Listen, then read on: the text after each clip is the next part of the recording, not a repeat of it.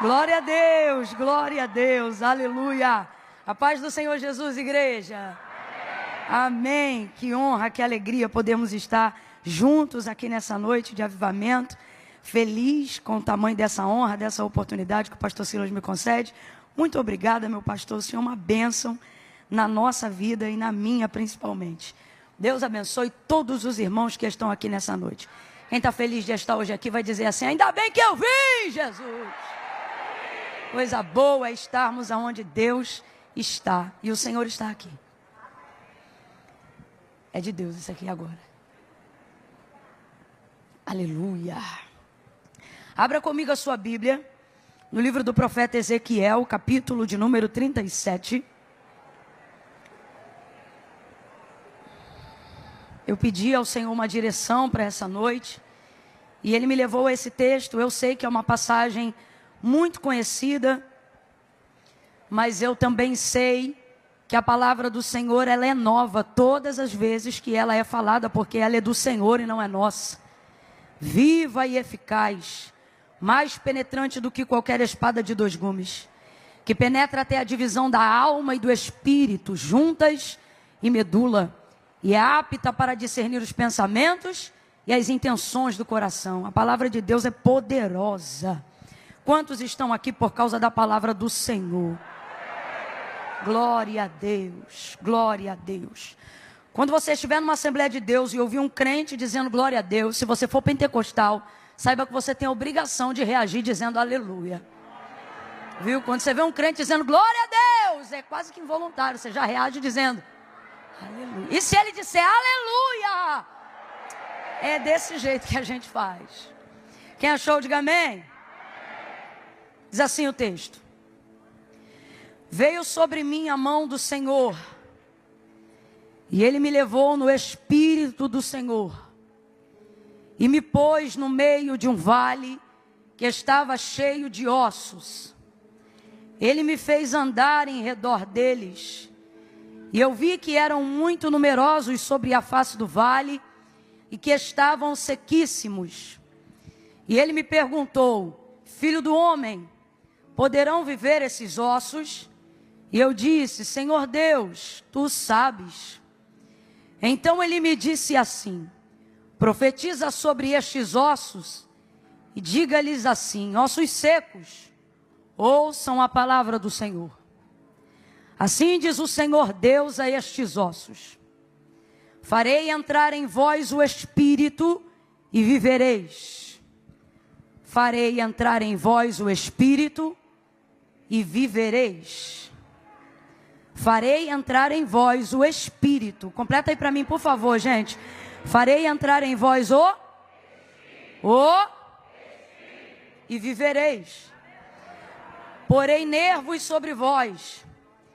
Farei crescer carne sobre vós. Sobre vós estenderei pele e porei em vós o Espírito e vivereis. Então sabereis que eu sou o Senhor. Portanto, profetizei como se me deu ordem. Enquanto eu profetizava, houve um ruído, um barulho, e os ossos se ajuntaram, cada osso a seu osso. Olhei e vieram nervos sobre eles, cresceu a carne. Estendeu-se a pele sobre eles, mas não havia neles espírito. Vamos lá, mas não havia neles? Não havia neles.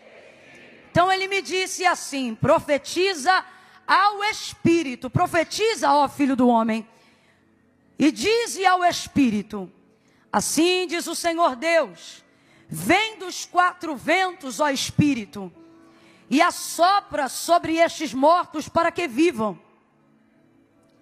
Então profetizei como Ele me deu ordem, e então o Espírito entrou neles e eles viveram. Aleluia. E se puseram em pé um exército grande e numeroso, em outras versões, um exército grande e poderoso. E você diga amém por essa palavra. Graças a Deus. Eu estou com algumas informações na minha cabeça e eu vou te pedir paciência, porque o Espírito, ele é muito mais veloz do que a nossa capacidade humana não importando o tamanho da nossa capacidade humana. Tudo aquilo que o Espírito nos confia sempre vai se sobrepor à nossa habilidade, à nossa capacidade. E ele me deu algumas informações que me parece que eu não estava preparada fisicamente hoje o suficiente para isso, ou mentalmente hoje o suficiente para isso.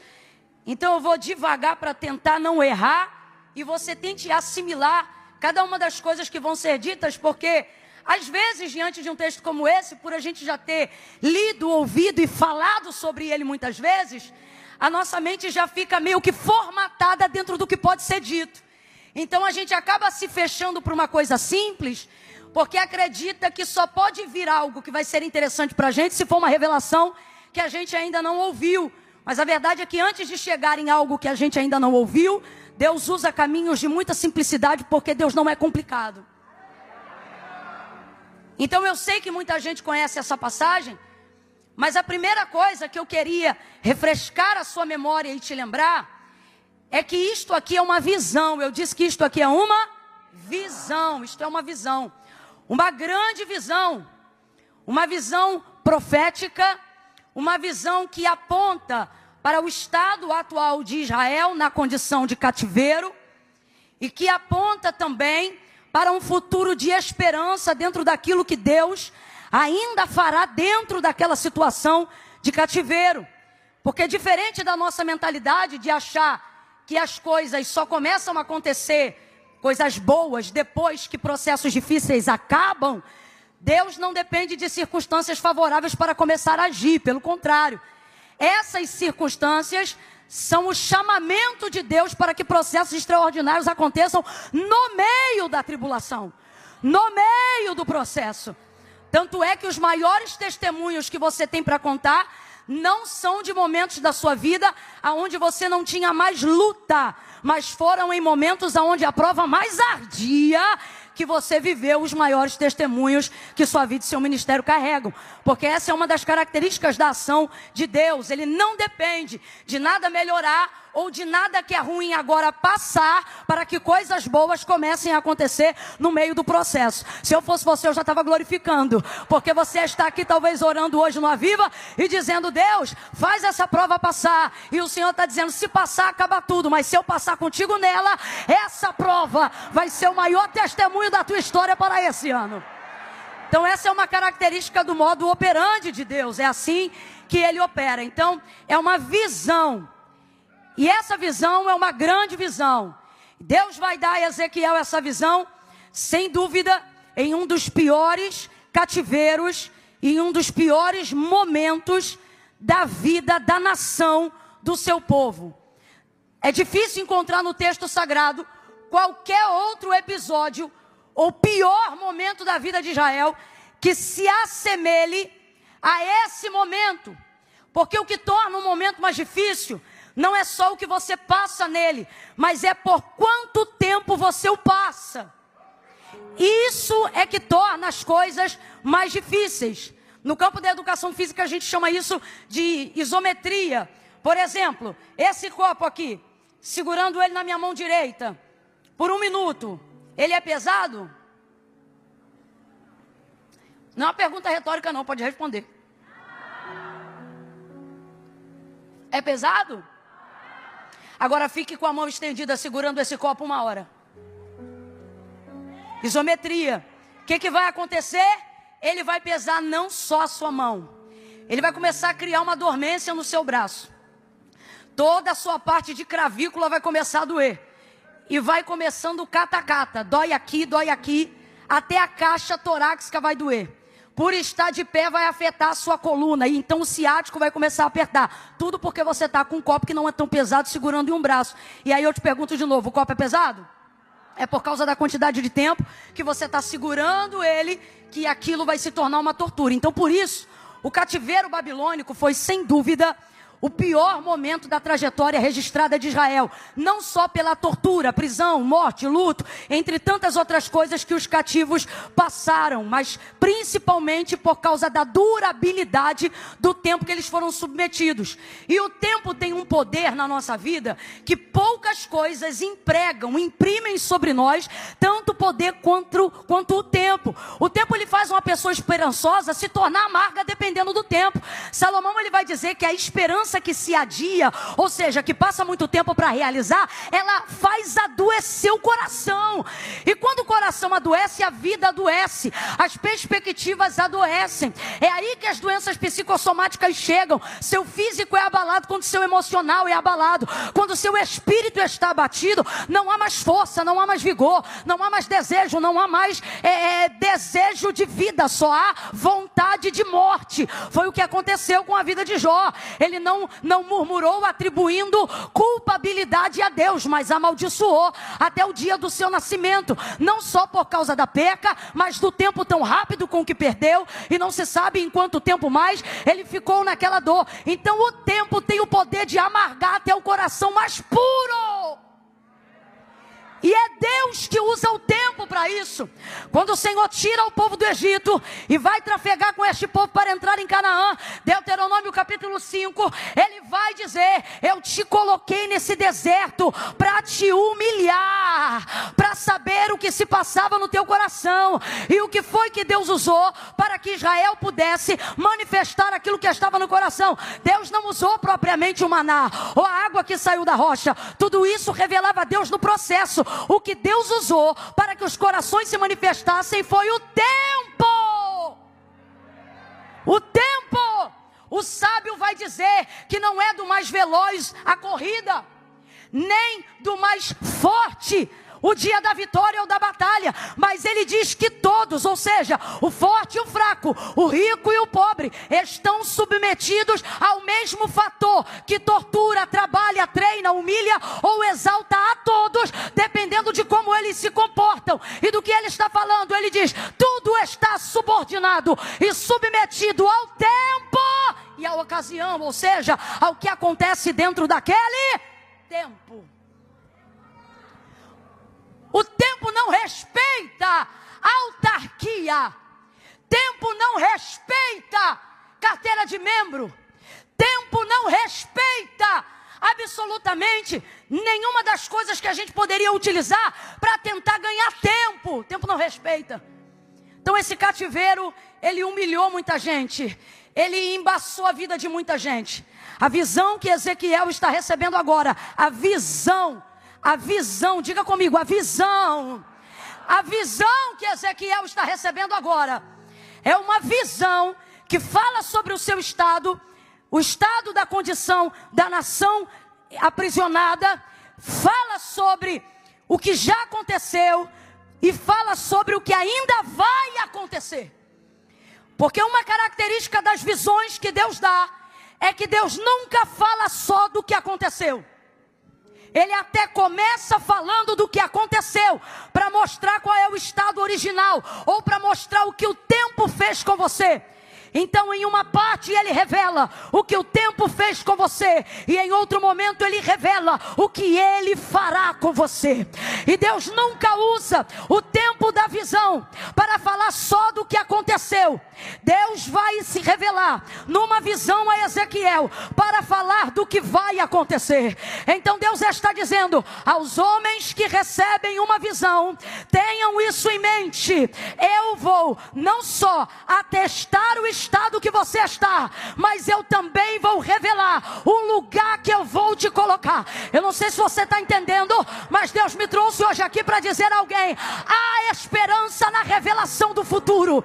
Há esperança para quem persevera no tempo da dor.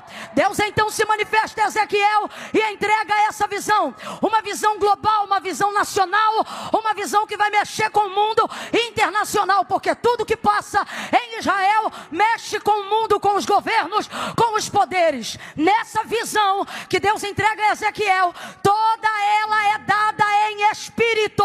Completa para mim, por favor. Ele a recebe, toda ela ali é dada em espírito. Deus é Espírito. Deus vai compartilhar com ele tudo da maneira dele em Espírito. É uma visão, lhe foi entregue em Espírito. Eu quero que você entenda isso, não é um sonho. Sonhos podem ter influências espirituais, mas sonhos não são visões. O profeta Isaías vai ensinar aos profetas dizendo: quando vocês tiverem um sonho, não digam eu tive uma revelação, diga eu sonhei. Tudo separado no seu devido lugar. A mulher de Pilatos, por exemplo, estava sob forte influência numa atmosfera espiritual daquilo que estava para acontecer com Jesus. Mas o Senhor não lhe entregou uma visão. Contudo, por causa da influência espiritual da crucificação de Cristo e por ele ser mantido por Pilatos, que era marido dela, a casa dela se conectou a uma atmosfera espiritual e ela teve um sonho, ao ponto que lhe perturbou a alma e lhe tirou a paz. Ela procura o marido dela e ela diz: não entres na questão deste justo, porque nessa noite eu muito padeci num sonho por causa dele. O texto não revela o que ela sonhou, mas o texto deixa claro uma revelação que era verdadeira. Enquanto o homem Cristo estava sendo acusado por crimes que nunca cometeu, mesmo sem ela ter relacionamento com ele, por divina revelação que estava sob influência de um sonho, ela vai dizer e afirmar que ele era justo. Mas eu quero que você entenda, não foi um sonho que Ezequiel teve, foi uma visão. Quando Deus quer falar com homens espirituais, Ele entrega a estes homens uma visão espiritual que vai apontar e vai estabelecer a maneira como nós devemos agir no físico, porque as visões são escassas. As visões vão se tornar completamente escassas nos dias do sacerdote Eli, quando ele tinha os seus filhos como administradores da casa de Deus, Ofni e Finéias. Quem ainda está comigo, diga amém.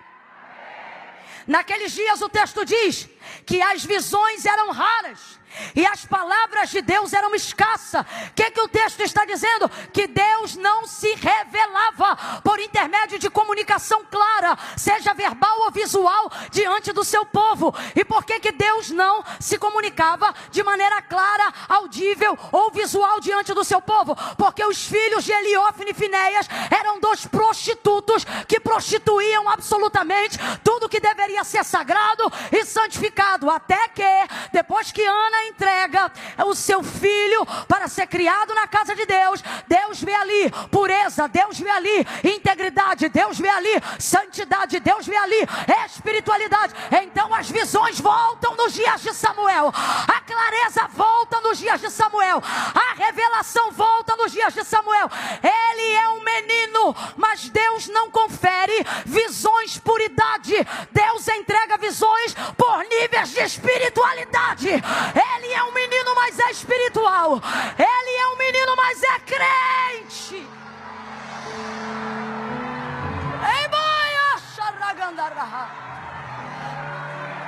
É menino, mas é puro. É menino, mas é santo. É menino, mas não se prostitui. É menino, mas não corrompe. É menino, mas não rouba oferta. É menino, mas não mete o dedo na caldeira.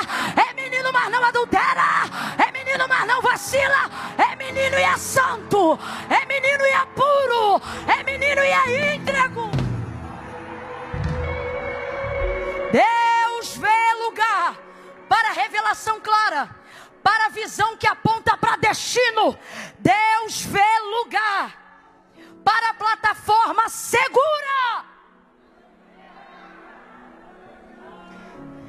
aonde Ele vê alguém com capacidade de manifestar entendimento espiritual. Agora, você vai ver que Samuel ainda não é nenhum teólogo formado. Na verdade, ele entende bem pouco dessas manifestações. Tanto é que por 3 vezes, quando a voz de Deus se manifesta, ele só entende que é Deus falando com ele na terceira. E porque Eli, que já um dia foi experimentado em visões e revelações, vai dizer para ele, quando você ouvir essa voz te chamando de novo, não vem aqui no meu quarto, diga para ela, fala que o teu servo... Tendo dito essas palavras, seguindo a orientação de quem sabe, mas não vive... Porque Jesus dizia acerca dos fariseus, e aí eu não me refiro a Eli, mas refiro-me a quem é muito bom de pregar sobre vida espiritual. a quem é muito bom de ensinar sobre o que a Bíblia diz. E acerca dos fariseus, Jesus dizia: quem fizer o que eles mandam vai ver Deus. Jesus disse isso. Quem ouvir as palavras deles verá a Deus. O que ele está dizendo? Porque o povo que acredita no que eles falam, mas mais do que acredita, pratica aquilo que eles falam, vai conhecer o Pai. Por quê? Porque eles não falam mentira, eles falam verdade. Tanto é que quando Jesus falou a primeira vez, e todos se maravilhavam de como ele era poderoso em palavras, não se maravilhavam porque ouviram novidade. Disseram: ele fala o que nós já sabemos, mas ele fala como quem tem autoridade.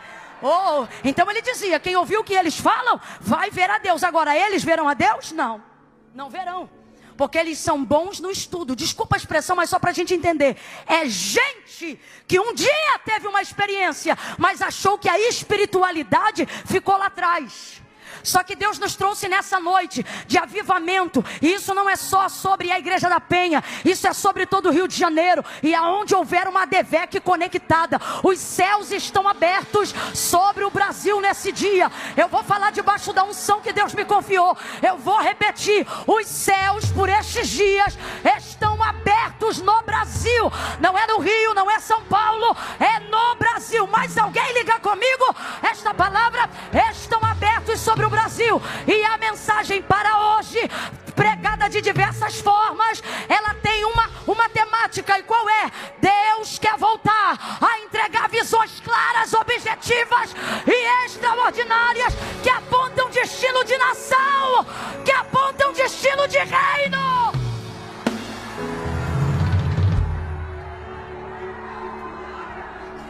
Grite comigo: uma visão. Você não gritou. Ai, Camila, que eu não sou muito de gritar. Veio no dia errado. Diga comigo: uma visão. Uma visão. Deus está dizendo: você não precisa de um exército, você precisa de uma visão. Um exército não dá uma visão, mas uma visão levanta um exército.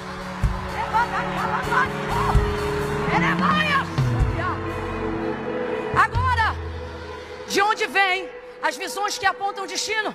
De onde vêm as visões que mudam reinos? De onde vêm as visões que determinam quem desce que sobe?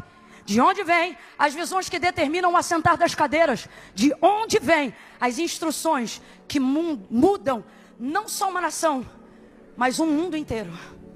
Vem de Deus. E o que eu vou falar bem rasgado, que é para todo mundo entender? Deus não vai falar com quem não é espiritual.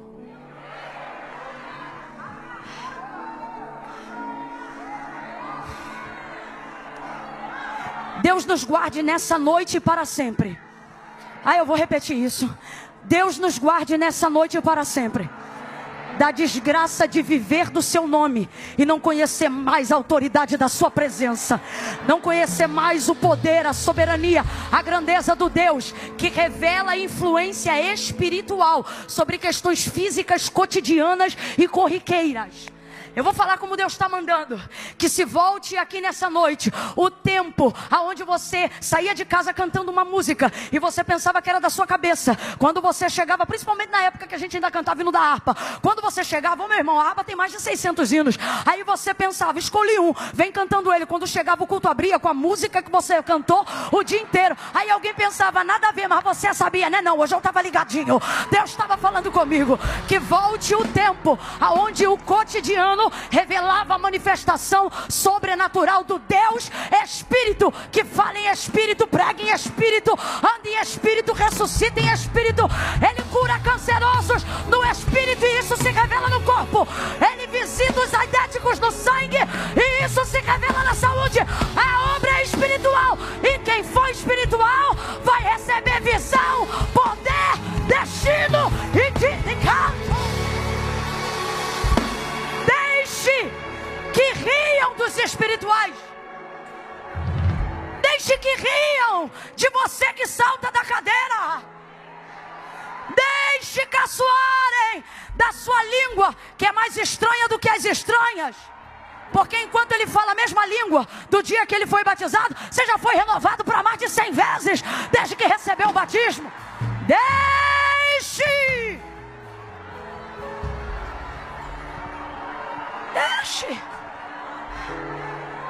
Volte a ser espiritual. Mas há um medo de ser espiritual. Por que que é um medo? Medo de perder o crédito. Medo de não saber mais o que é de você e o que é do Espírito. E isso já revela um erro muito grande. Porque não são vozes que se parecem. Eu fico triste quando eu vejo um crente que está ouvindo ou sentindo algo e ele diz assim: rapaz, eu estou sentindo ou ouvindo assim, mas eu não sei se é Deus ou o diabo. Como se a voz deles... Eu fico triste com o tamanho nível de falta de discernimento. E aonde se revela isso? Irmãos, vida espiritual se conquista com devoção, ok? E devoção não se conquista com sentimento, se conquista com disciplina. Eu vou falar de novo. Vida espiritual se conquista com devoção. O que é devoção? Você ser devocional. Em que lugar o Deus sagrado é adorado na sua casa? De que maneira? Quantos minutos por dia? Quantas horas você dedica para Ele? O Deus que se revela pela sua palavra, tal palavra, você só abre ela quando está no culto ou ela tem lugar de fala na sua casa sem culto? É sobre isso que eu estou falando, devoção. Abra comigo a sua boca e diga devoção. Diga devoção. Devoção te dá passe para a vida espiritual, ok? Só que devoção não vem com efusão. Devoção vem com disciplina. Não é sentir para orar, é orar até sentir. Disciplina. Disciplina. E dentro de uma vida devocional, toda a capacidade de discernimento para você saber o que é de Deus e o que não é vem. E por que que vem? Porque você começa a desenvolver com Deus experiência, convivência, contato. Abra a boca e diga relacionamento. O problema é que somos bons de buscar a Deus em momentos de socorro. Então só sabemos que é Deus quando Ele age em situações impossíveis. E por que você só conhece Deus quando Ele se revela com milagre? Porque você só busca Ele no socorro e não desenvolve com Ele relacionamento. Porque não tem vida devocional. Vou falar rasgado que é para todo mundo entender. A gente é bom de campanha. A gente é bom de propósito. Agora, pegamos as disciplinas espirituais e começamos a fatiá-las para momentos de angústia. Quando, na verdade, as disciplinas espirituais não deveriam estar estabelecidas ou fracionadas de tempo em tempo. Mas por que que elas estão? Porque a vida material, a vida escolar, a vida na faculdade, a vida no trabalho, o CPF, o CNPJ e tudo que envolve a nossa vida ganhou maior relevância do que outrora, quando não tínhamos tantas opções e a nossa prioridade era a vida espiritual. Porque o crente que não tinha nada, ele não precisava escolher, porque ele só tinha Deus. Ele comia do que vinha da mão de Deus, ele passava pela porta que Deus abria. Ele não tinha dinheiro para comprar remédio, então ele tinha que orar para ser curado. Hoje não, hoje tu compra o remédio e toma. Aí se nada funcionar, tu vai para o hospital. Se o médico desenganar, aí você diz: Senhor, meu Deus e meu Pai, eu estou aqui na tua presença e o Senhor já viu que eu tentei de tudo. Deus está dizendo, realmente. Vou falar a verdade, irmão, jogar limpo hoje, que eu não sei falar mentira.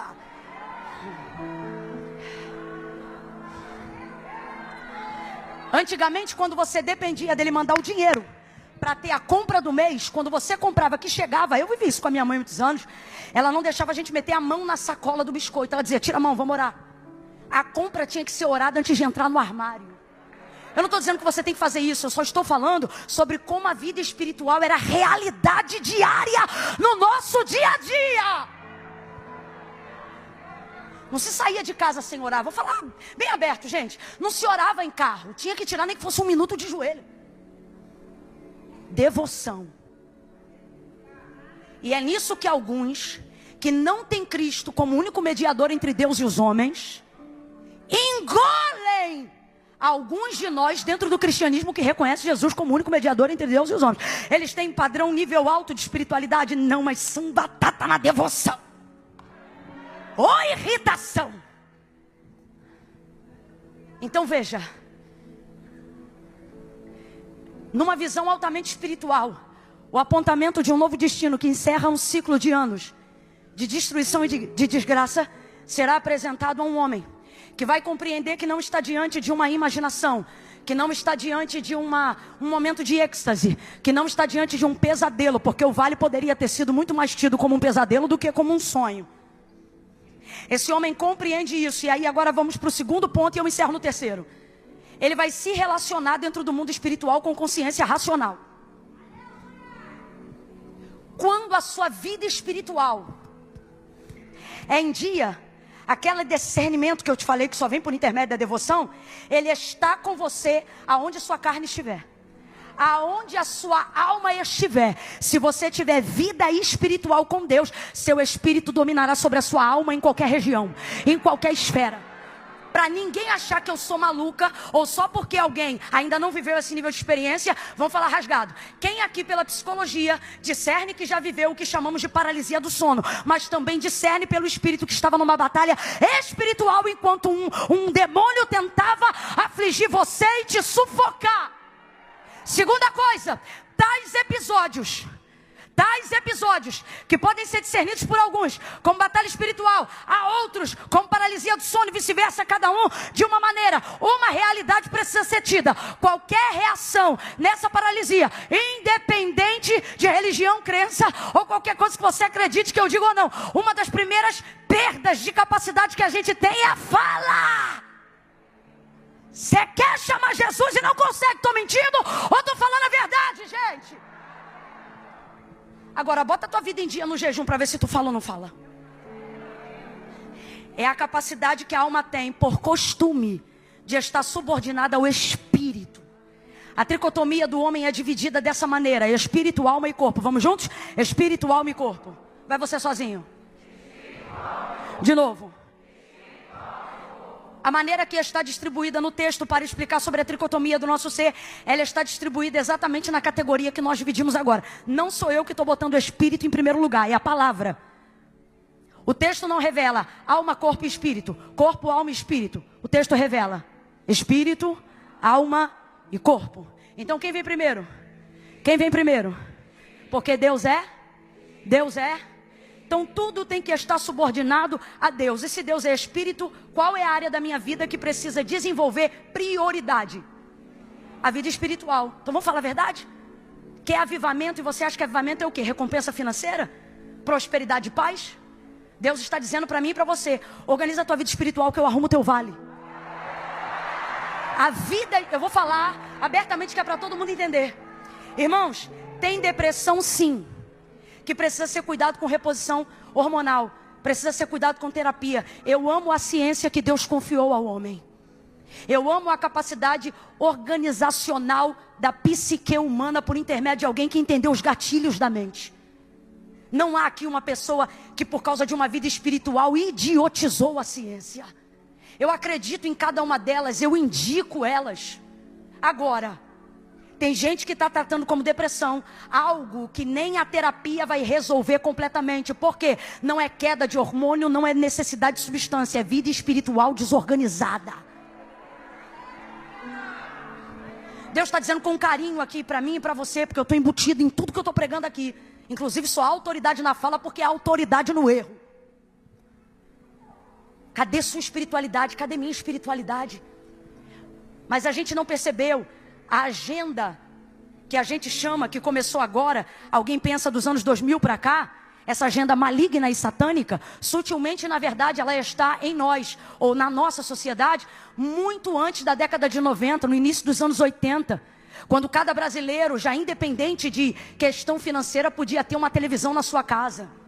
E desde então, filmes de terror, até de comédia, como alguns que eu não vou citar o nome, mas desenvolvia-se então uma ideia de mundo espiritual.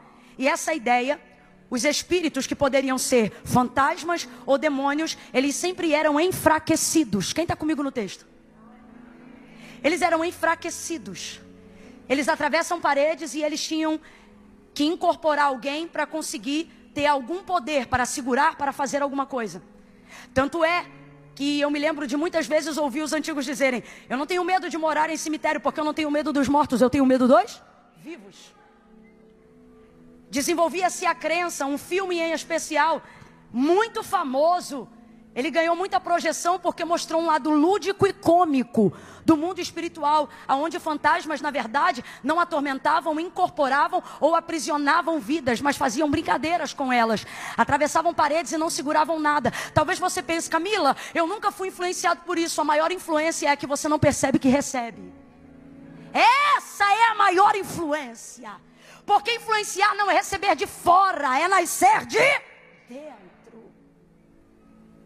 E com isso, de alguma forma, a gente é tentado a pensar que tudo aquilo que tem relevância espiritual não tem poder definitivo sobre a matéria. Então, como é que a gente começa a viver a nossa vida e o nosso dia a dia com Cristo? Você tem que organizar a sua vida, sua conta, suas coisas, seu boleto, sua família, as crianças na escola, pagamento do carro, sua empresa, ter seu CPF limpo, ter seu CNPJ em dia, e você começa a trabalhar para isso e a viver para isso. Por quê? Porque para você, a ideia de que tudo que é físico precisa estar ordenado para que você tenha tempo para orar. E por que que isso acontece? Porque aquilo que é espiritual já não é priorizado por nós há muito tempo. Então, se eu tiver tempo, eu oro. Se eu tiver necessidade, eu jejuo. Se o diabo perturbar a minha casa, eu me posiciono. Então, vamos falar a verdade, gente. A verdade é que a vida está desorganizada porque a vida espiritual não é mais prioridade na vida do crente. Quem tem disponibilidade para estar no culto mais de uma vez na semana, mas só quer estar uma vez na semana porque protocolou o seu cristianismo de adoração em um dia no culto, não teria precisado nem de Cristo. Você podia continuar na cultura do Antigo Testamento, indo para Jerusalém só 2 vezes no ano. Então quer dizer que Cristo veio para caber em um dia da semana? Segundo ponto, se a sua vida espiritual só é revelada e só se manifesta quando você está no culto, você está perdido. Eu estou perdida. A figura de Cristo está sendo desdenhada nos nossos dias. Então há uma incoerência gigantesca. E eu glorifico a Deus porque a disciplina do Senhor é para aqueles que Ele ama. Então eu vejo o seu amor revelado no confronto da palavra nesta noite. E o que Deus está dizendo para mim e para você é: reveja essa incoerência. Porque ou você acredita que a vida espiritual ela deve ter a primazia da sua vida, e assim você para de reclamar de tudo que você não tem, de tudo que você não vive, de tudo que você não conquista. Por quê? Ora, porque a vida espiritual é uma desordem, ela nem é uma realidade, ela é uma filosofia cultural. Você admite que a prioridade deveria ser sua vida espiritual, mas não ora. Admite que a minha prioridade deveria ser o jejum, mas não jejua. Admite que você deveria se posicionar num lugar onde a devoção está acima do teu horário, acima da tua escola, acima da renda da tua empresa, acima da tua faculdade, acima das tuas alianças, acima da tua amizade, acima dos teus amores, acima dos teus sonhos. Mas você não honra isso. E depois você vem para cá fazer campanha, não para buscar Deus, mas porque reclama da vida que tem. Como nós temos coragem de reclamar da vida que temos, se a incoerência está nos esbofeteando? Agora, por que acredito que essa palavra é de confronto para transformação? Porque acreditamos que tudo que vemos, temos e vivemos vem de Deus. Se não temos sido bons administradores depois de termos recebido mais do que éramos capazes de manter, então nós vamos pedir perdão a Deus hoje. E nós vamos fazermos com Deus um concerto.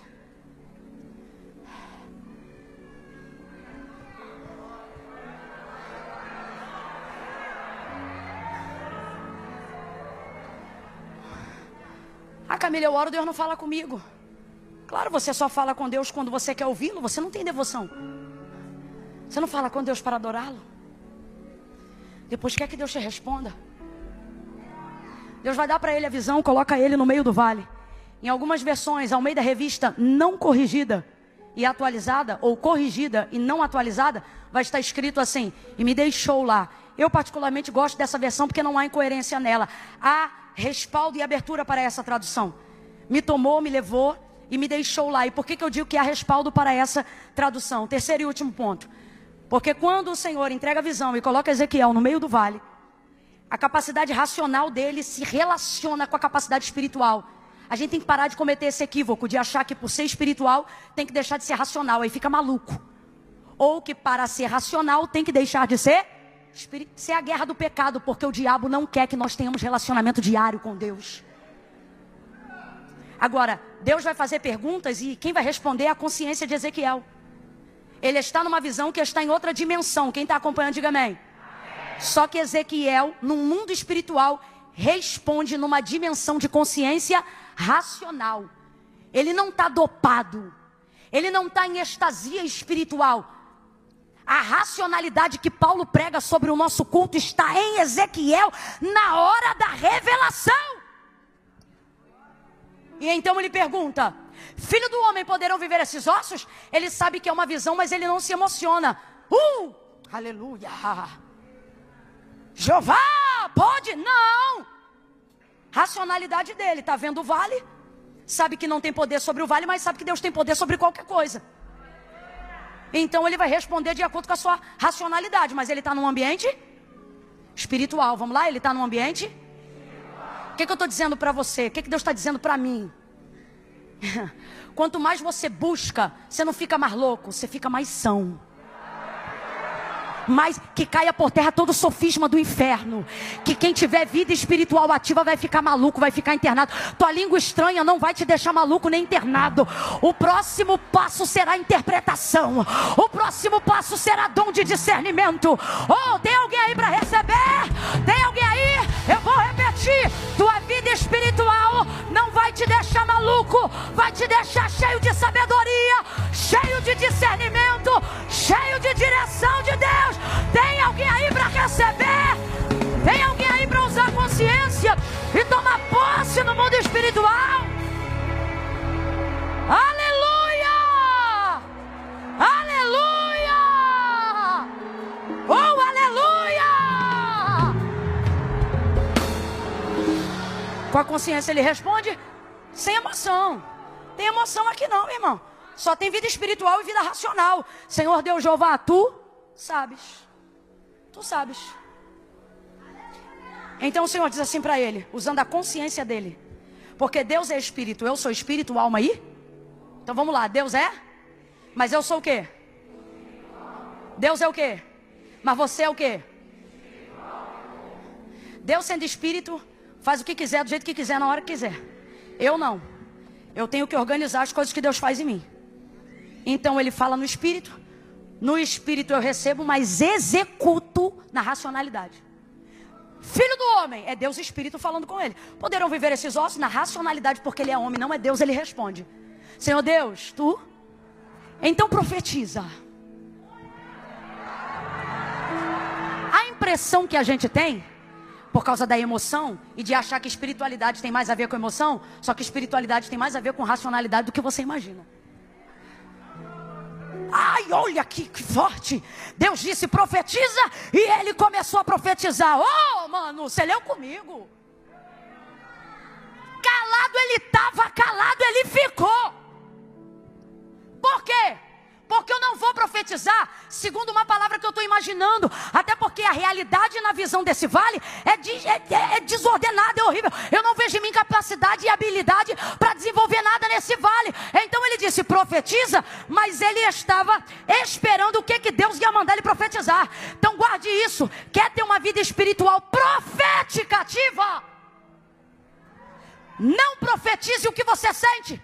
Só abra a boca quando Deus te entregar a palavra. Profeta de verdade não inventa nada. Profeta de verdade, ele desenvolve a capacidade de repetir o que a palavra já disse.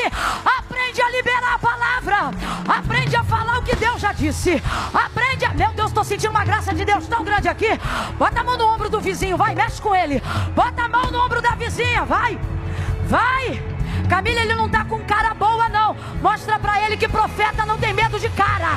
Bota a mão no ombro dele e diz assim, repete. Fala, repete tudo que Deus já te disse. Se ele disse eu vou salvar o teu marido, tu vai andar pela casa dizendo, Deus vai salvar meu marido. Deus vai salvar meu marido. querido, se ele já disse, eu vou fazer do traficante um evangelista, anda pela casa dizendo, o meu filho não é traficante, ele é um evangelista. Abra a tua boca e profetize. Abra a tua boca e libere a palavra que Deus já te entregou.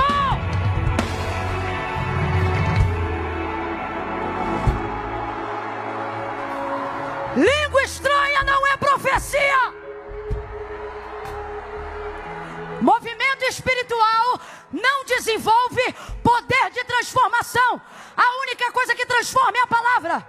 Tanto é que mover não traz palavra, mas palavra traz mover. O Espírito de Deus se movia sobre a face das águas, ok. E enquanto ele se movia, Gênesis 1, o que ele criava? Nada. O Espírito de Deus se movia sobre a face das águas. E enquanto ele se movia, houve luz? Sol? Lua? Terra? Versículo 2. Então Deus disse. Grita para alguém e diz, palavra. Palavra. Se tiver palavra, vai ter exército no vale. Se tiver palavra, vai ter destino. Se tiver coragem de repetir o que Deus falou, Deus está dizendo, a coragem é do profeta, mas a palavra é minha, e eu velo para cumprir a minha palavra. Então nessa noite, Deus não está perguntando para mim se eu tenho palavra, Ele está perguntando para mim se eu tenho coragem. Ele não está perguntando para você se você tem palavra, porque a palavra não é tua, a palavra é. Ele quer saber se você tem coragem. Coragem de quê? De botar na tua boca o que o teu ouvido ouviu. Vamos falar a verdade? Ninguém aqui tem dificuldade de crer que Deus faz. O problema é repetir o que Ele falou. Quem é Ezequiel? Por que ele é profeta? Porque ele fala em línguas? Não, o batismo nem desceu ainda. Ele só fala hebraico mesmo e mais nada. Talvez o idioma dos caldeus, enfim. Por que você não tem coragem de profetizar? Porque você quer ter certeza se Deus já falou. E Deus está dizendo, está na hora de você aprender a discernir minha voz. Eu não falo na tua língua, eu falo no teu ouvido. Tua língua é que tem que ser obediente e corajosa para repetir o que eu falei. Ele não profetiza e Deus começa a falar, porque Deus ensina para ele o que ele tem que profetizar, falar. Então primeiro ele ouve, depois ele... Ô gente, isso é milenar. Para falar primeiro tem que... Então primeiro ele ouve, depois ele... Depois que ele ouve, ele tem capacidade de reproduzir com fidelidade o que Deus falou, mesmo sendo totalmente contrário à realidade. Vou falar do jeito que Deus está mandando. O problema não é que você não tem unção, o problema é que você não tem coragem. Hoje mesmo eu postei um vídeo no meu feed e o que eu dizia é o seguinte, às vezes não falta coragem, falta clareza. Porque quando você tem certeza, você não tem medo de falar. Mas por que não está tendo certeza? Porque não tem o raio da vida espiritual ativa. Só que Deus está dizendo, tu vai ativar. E quando eu falar, tu vai ter coragem de abrir a boca e declarar tudo o que eu te mandar dizer. Deus então fala, ele ouve e com coragem declara. Quando ele declara, a primeira coisa que Deus diz para ele é o seguinte, eu vou botar o espírito e vivereis. Mas é a primeira coisa que Deus bota? Não, primeiro Deus bota carne, depois ele bota nervo, depois ele estende sobre os corpos ou os esqueletos pele. Qual é a última coisa que ele bota? Qual é a última coisa que ele bota? Mas ele diz que só vai viver depois que entrar neles o? Mas eles só vão viver depois que entrar neles o? Essa é a última coisa, mas quando Deus manda Ezequiel profetizar, manda ele profetizar de trás para frente. Carne, nervos, pele. Aí músculos, tendões, está tudo no meio. Qual é a última? Espírito. A visão do vale fica pior à medida que ele profetiza, porque pior do que ver esqueleto é ver corpo. Você fica mais assustado com uma ossada ou com um cadáver?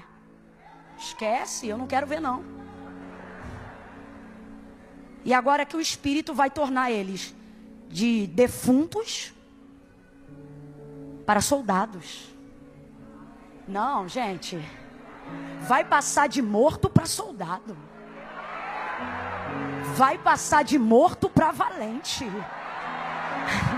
Talvez tenha alguém do teu lado que você diz, Camila, parece até morto. Antes do avivo acabar, vai sair daqui marchando. Eita glória! A palavra de Deus tem esse poder.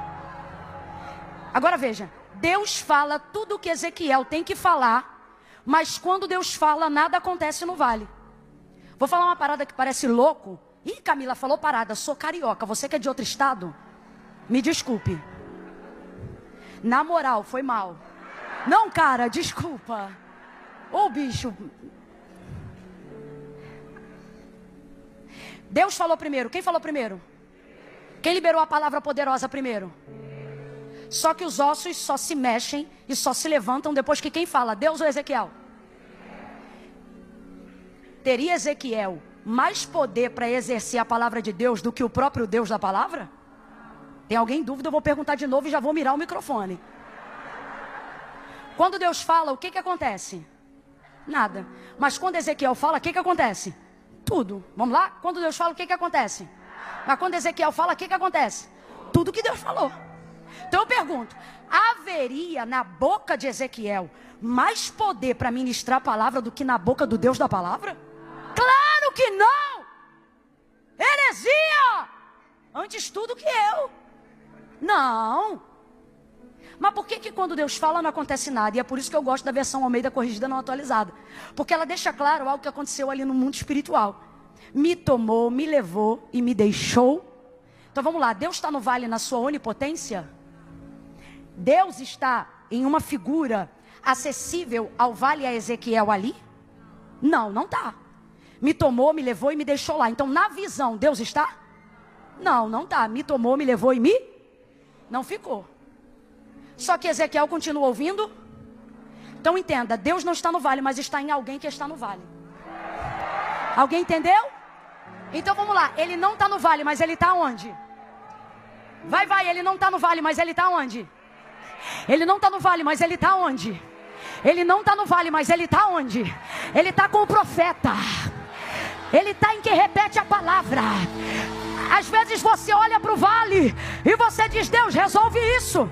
Você diz, Deus, arruma isso. E Deus está dizendo, eu não vou arrumar nada que eu já te dei palavra para arrumar.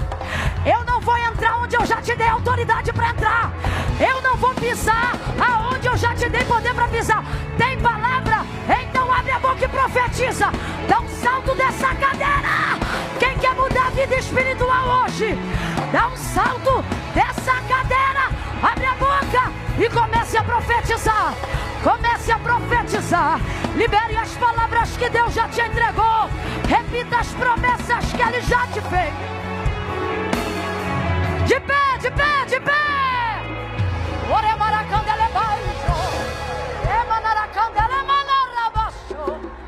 Vento dos quatro cantos, ou sopro dos quatro ventos. Sopra, sopra, sopra, sopra, sopra, sopra na Devec, na Penha nessa noite. Vento do Espírito. Estende, estende, estende. Estende sobre a pregadora. Estende sobre a igreja. Músculos, tendões, vida física que se subordina à vida espiritual. Estende. Ele levantou. O exército se levantou. Ele profetizou. E aonde só havia corpo, aonde só havia cadáver, você conhece. Levantou-se de cadáver a soldado. Antes do ano de 2024 terminar, alguém vai perguntar: o que aconteceu com aquela depressão? Você vai dizer: rapaz, eu fui de cadáver a soldado em um mês. E qual foi o remédio que você tomou? Você vai dizer: eu administrei o Rivotril, continuei a terapia, mas todo dia eu dobrava o joelho e profetizava o que ele já havia me dito. Isso me tirou do vale. Levante uma das suas mãos aos céus.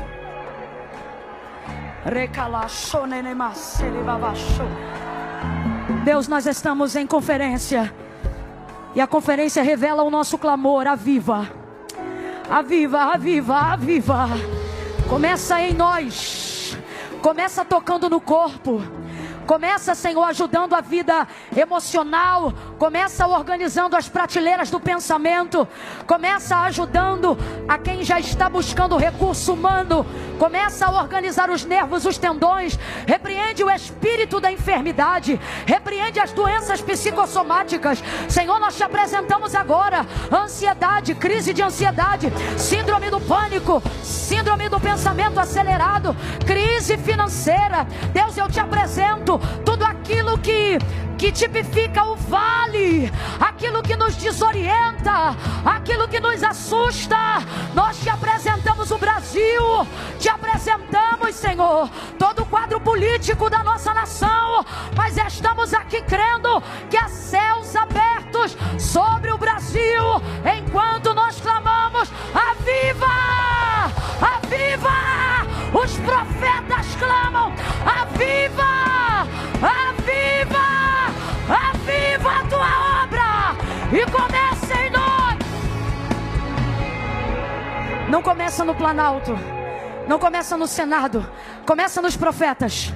Começa no pastor Silas, que amanhã vai estar falando. Começa nele, usa ele, enche ele do teu espírito. O espírito que cala a mentira, que cala a acusação, que desconcerta a mentira. Usa o teu filho com autoridade no espírito, com sabedoria. Mostra que ainda há profeta no Brasil. Como igreja nós oramos.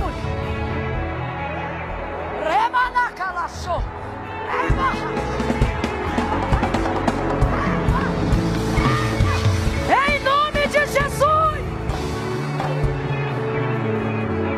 Teu nome. Como Ezequiel falava em teu nome, nos dá poder, virtude, vida espiritual, saúde emocional subordinada aos princípios da tua palavra, para que tenhamos autoridade para usar o poder da tua palavra. Essa é a nossa oração, em nome de Jesus. Vou te dar 1 minuto para você fazer um concerto com Deus agora. Que concerto, Camila? É com crente mesmo que eu estou falando. Fala para Deus, se você tem sido negligente, fala para Deus: Senhor, é verdade, isso tudo aí é verdade. Eu mudei muito, eu negligenciei muito. Mas nessa noite, eu quero me consertar contigo. E não vou me consertar amanhã não, eu quero começar a me consertar agora. Voltar a orar de madrugada. Voltar a orar antes de botar o garfo na boca. Voltar a dobrar o joelho antes de sair de casa. Eu quero voltar. Eu quero voltar. Deus está dizendo aqui para nós: se você voltar, eu volto. Se você voltar, as visões voltam. Se você voltar, a clareza volta. Se você voltar, mortos virarão soldados. Volta, volta, volta, volta. Em nome de Jesus. Posso ouvir um amém? Posso ouvir um amém? Amém. Deus te abençoe. Oh, glória.